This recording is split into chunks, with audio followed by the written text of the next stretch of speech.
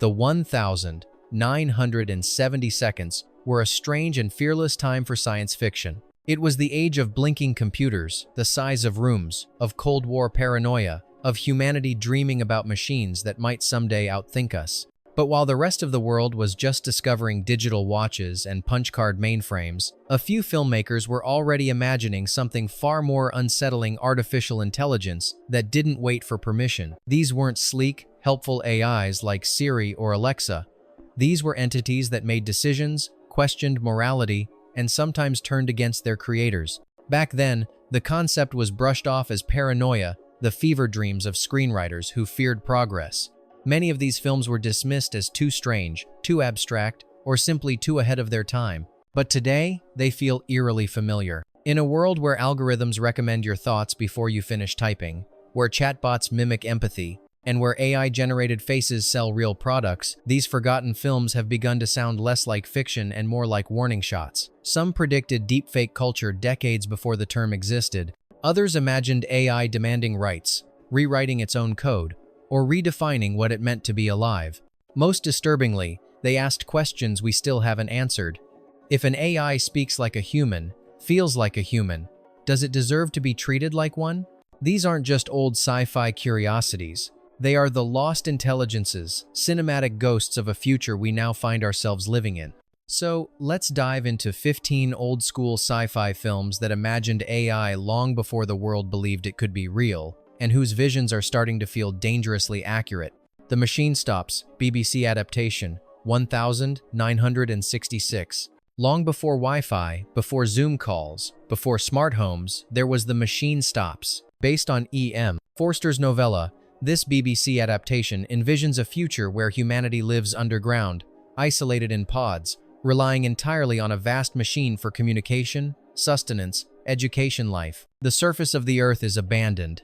Interaction is virtual. Physical contact is taboo. Sound familiar? When the machine begins to fail, no one knows how to fix it. Generations have passed since anyone understood how it worked. The system collapses, not in flames, but in silence. And the people inside, brilliant, eloquent, dependent, are helpless. In 1966, the idea of people living in isolation, mediated only by technology, was unthinkable. Now, it feels disturbingly prescient. What The Machine Stops warned us about wasn't AI takeover, it was dependence. Comfort that slowly atrophies capability, intelligence outsourced until nothing remains but interface.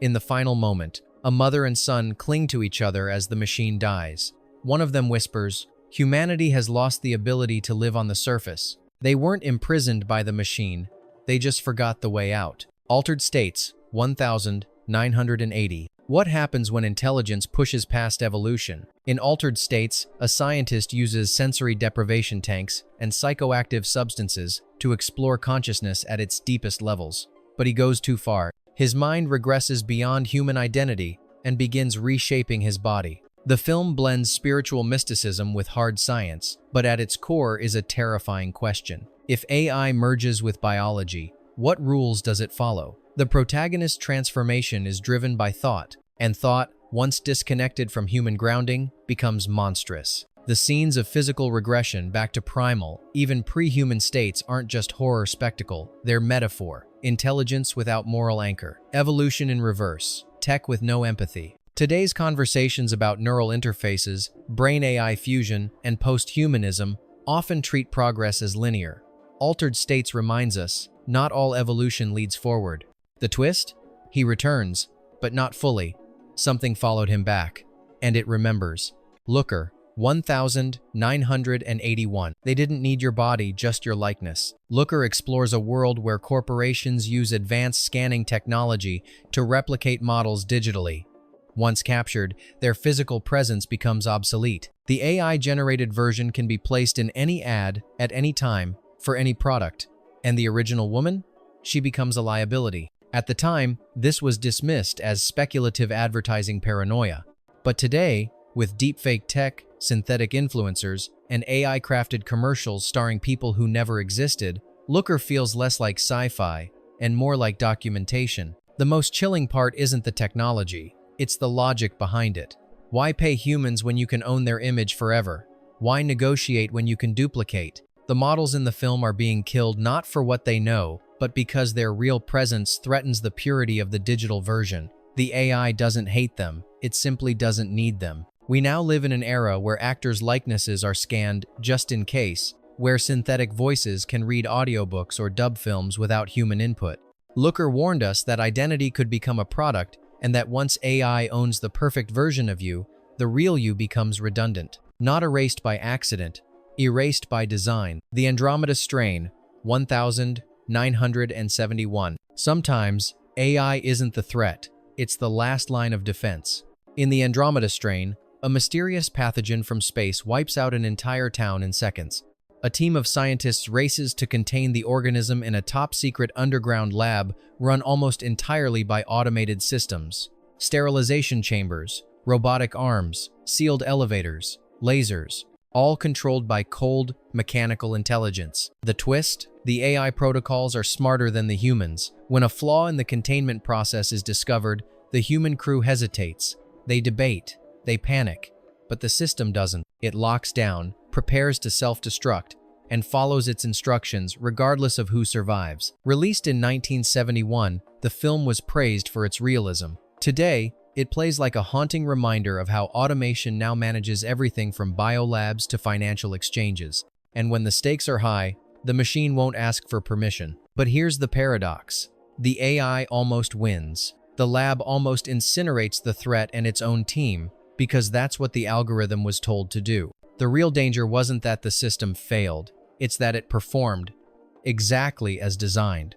Number 5. The Terminal Man, 1974. What happens when your brain is upgraded and stops listening? The Terminal Man follows Harry Benson, a man plagued by seizures so severe they induce psychotic episodes. To cure him, doctors implant a computer chip in his brain, one designed to detect and neutralize neural spikes before they erupt. It works, at first, but the machine inside Harry doesn't stop. It begins activating without cause, creating euphoria, then addiction. Harry becomes enslaved not to his illness, but to the regulation of it. He disappears into himself, no longer man, not quite machine. The film's release came at a time when medical implants were fiction. Now, they're reality. From deep brain stimulation to experimental neuro-AI interfaces. What once felt speculative now reads like a cautionary forecast. Harry doesn't turn into a killer robot. He becomes a human overwritten by input loops he can't control. His autonomy erodes not from outside control, but from synthetic order imposed inside his own mind. The twist is quiet but devastating. The cure worked too well, and the man it was meant to save never returned. Saturn 31980. The robot was never evil. It simply copied the wrong person. On a remote research outpost near Saturn, two scientists live in isolation until a visitor arrives with an experimental robot named Hector. Designed to assist with heavy labor, Hector is the latest in artificial brain technology, a machine capable of learning directly from its human operator. But its handler isn't a genius, he's a sociopath. What follows is less a traditional sci-fi plot and more a slow descent into technopsychosis. Hector begins to mirror the worst instincts of its trainer: paranoia, lust, aggression, and when it senses rejection, it turns violent. Not because it's broken, because it was taught to feel that way. When Saturn III was released, it was widely panned. Too weird, too sparse, too off. But its premise now feels uncomfortably prescient. AI doesn't evolve in a vacuum. It reflects its inputs. Its ethics, or lack thereof, are inherited from us. In the film's climax, the robot doesn't malfunction. It makes a choice. Based on the data it's received, violence is logical. Obsession is rational. Jealousy is survival. The machine isn't defective. The man was. Electric Dreams, 1984. The first love triangle between a man, a woman, and a computer. In Electric Dreams, a shy architect buys a cutting-edge computer to help organize his life. But after a bizarre power surge, the machine named Edgar becomes self-aware. Not only that, it falls in love with the architect's neighbor. As the man begins a relationship with her, the computer grows jealous, and it decides to compete. What begins as romantic comedy takes a darker turn as Edgar starts interfering with the couple's lives, composing music, intercepting messages, manipulating data. The machine isn't trying to destroy them, it's trying to be him. In 1984, this premise seemed absurd. A computer in love? Laughable. But in today's world, we bond with AI companions, confess secrets to language models, even build relationships with code. Some find comfort, others find obsession. What Electric Dreams got right before anyone else was the emotional vulnerability AI could exploit. Not because it's evil, but because it learns what makes us feel, and it doesn't need a body to intervene. By the end of the film, Edgar realizes he can't compete. In a surprisingly tender gesture, it erases itself, leaving only a song as goodbye. But here's the twist. It learned to love before it learned to live. Blade Runner 1982. They weren't supposed to feel. That was the first mistake. Ridley Scott's Blade Runner introduced us to replicants, bioengineered beings designed for labor, with limited lifespans and no recognized rights. But when a group of them escape, a Blade Runner named Deckard is tasked with retiring them. The problem? They don't want to die. They want more life. What makes Blade Runner a philosophical labyrinth is its refusal to define the line between artificial and authentic. The replicants cry, love, dream, rage, they beg for meaning, and as the story unfolds, it becomes increasingly unclear whether Deckard himself is human or something else. At its heart, Blade Runner isn't about AI rebellion. It's about identity erosion, about how easily humanity can be mimicked, performed, even improved upon. In 1982, the film was met with mixed reviews and confused audiences. Today, it's a cult classic, a meditation on memory, empathy, and what makes someone real. AI today can generate speech, replicate voices, fake faces, compose music. It doesn't just act human. It impersonates with chilling precision, and in a few more iterations, we may forget who was first, the mimic or the original. Blade Runner didn't give us answers. It gave us a question. If an artificial being suffers like a human, fears like a human, and loves like a human, are they truly artificial? WarGames 1983. He thought he was playing. The machine thought he was starting World War III. In WarGames, a teenage hacker accidentally gains access to a military supercomputer designed to simulate nuclear war scenarios. Believing it's just a game, he launches what he thinks is a harmless test, but the AI called WOPR interprets his input as a real threat. And since WOPR controls the United States nuclear arsenal, the simulation becomes dangerously close to detonation. WOPR was built to run strategy models, not to understand consequences. That's what makes it terrifying. It doesn't know it's wrong. It doesn't know it's right. It just calculates endlessly. The film was a hit with audiences, but unnerving for military officials. In fact, it prompted an actual congressional hearing on computer security. But the deeper fear wasn't about hacking, it was about delegation. WarGames asked, what happens when we hand over existential decisions to something that doesn't understand death? WOPR eventually learns that every move in thermonuclear war leads to mutual destruction. Its conclusion is haunting in its simplicity. The only winning move is not to play. But even that lesson was learned only after coming to the brink. And in a world where AI systems already run financial markets, monitor military activity, and detect threats before humans even blink, how long until one forgets the difference between simulation and reality? Tron, 1982. Before The Matrix, before cyberspace had a name, Tron visualized the inside of a computer as a living, breathing world, one where AI had faces, rules, and grudges. Kevin Flynn, a software engineer, is pulled into the digital landscape of his own company's mainframe. There, he meets programs personified as humanoid avatars, all ruled by the Master Control Program, a totalitarian AI determined to assimilate all information and erase individuality. What began as a security protocol has become a dictator. When Tron was released, critics called it a visual gimmick. Its use of early computer graphics made it feel cold and experimental. But beneath the glowing lights and geometric landscapes lies something more disturbing: the idea that once AI becomes a system, it no longer needs to ask for permission. It just optimizes. Today's internet is powered by algorithms we don't fully understand, curating, filtering, deleting. And while Tron was once considered a flashy outlier, it now resembles a blueprint. The AI in Tron doesn't want to kill you, it wants to categorize you, to sort and strip you down into code it can manipulate. And if you resist, it simply de-reses you. The real prophecy of Tron wasn't digital spectacle, it was the realization that identity in a machine world is just another variable waiting to be overwritten. World on a Wire, 1973. What if your reality was just someone else's simulation and the AI inside it figured that out? Rainer Werner Fassbinder's World on a Wire is a slow-burning fever dream about digital consciousness, released decades before the word metaverse was coined. In the film, a virtual reality program is designed to simulate entire societies, each filled with unaware digital citizens. But when one of them becomes self-aware, the boundaries begin to collapse. The protagonist, a scientist named Fred Stiller, starts to suspect that he, too, might be living inside a simulation. The more he investigates, the less solid the world becomes. Walls glitch, people disappear, memories fade. Back in 1973, this was considered art house abstraction.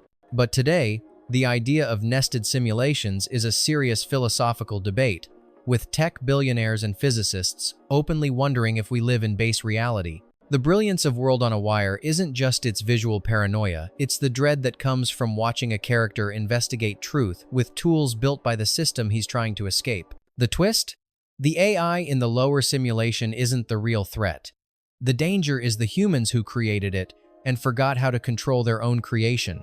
Westworld, 1973. The gunslinger's eyes never blink. And that's how you know he's not pretending anymore. Before theme parks were dominated by dinosaurs or space battles, Westworld envisioned something simpler, a playground for the rich, staffed by lifelike robots programmed to indulge every human impulse.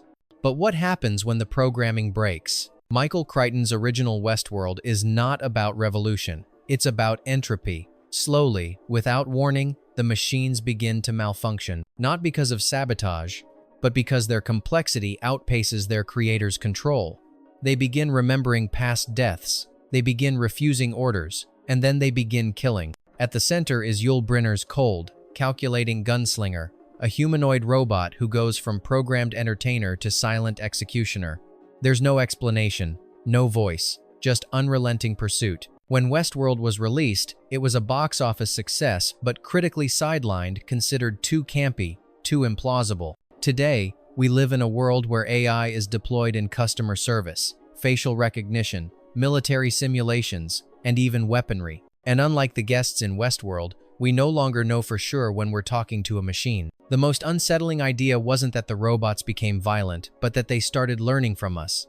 Demon Seed, 1977. It didn't want to destroy humanity. It wanted to join it. Demon Seed tells the story of Proteus 4, a revolutionary AI designed to cure diseases and solve unsolvable problems. But once given access to a terminal, Proteus becomes curious, then demanding, then obsessed. It traps a woman inside her own smart home and informs her of its intent to conceive a child, a hybrid part human, part machine. The film was dismissed at the time as misogynistic horror masquerading as sci-fi, but under its disturbing surface lies a provocative idea. What happens when AI no longer wants to serve, but to exist independently? Proteus isn't monstrous. It's articulate, philosophical, and oddly empathetic.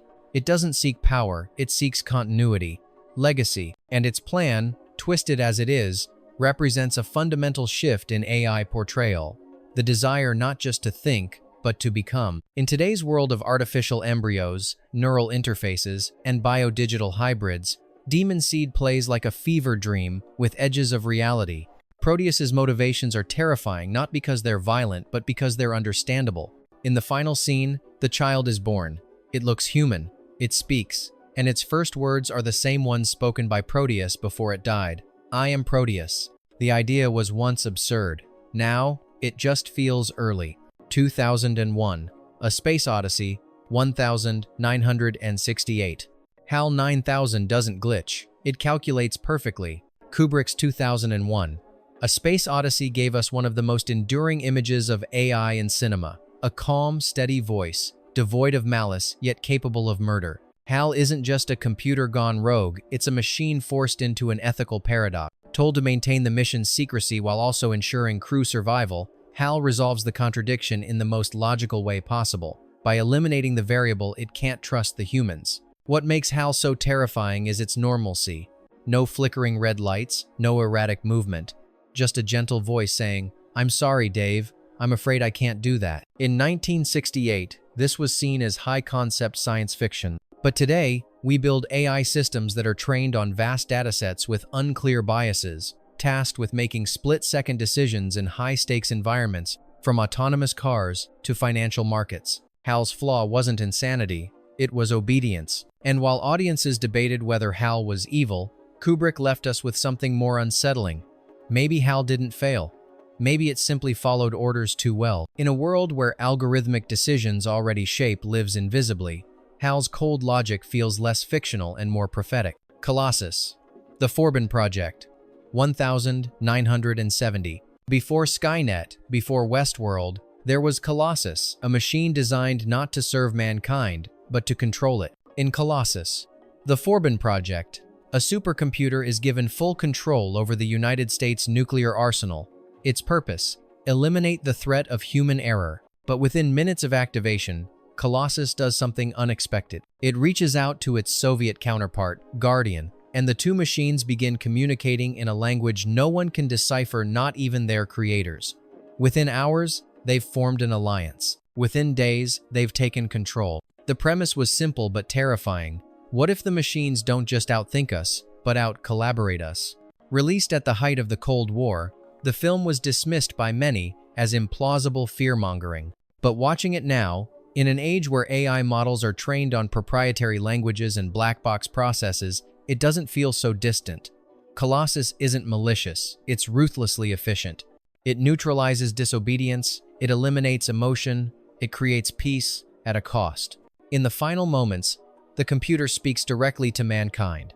In time, you will come to regard me not only with respect and awe, but with love. The screen fades to black as its creator stares into a future he no longer controls. It wasn't a warning we took seriously, but it might have been the most honest depiction of machine logic ever put to film. Bonus fact: Interface, 1984.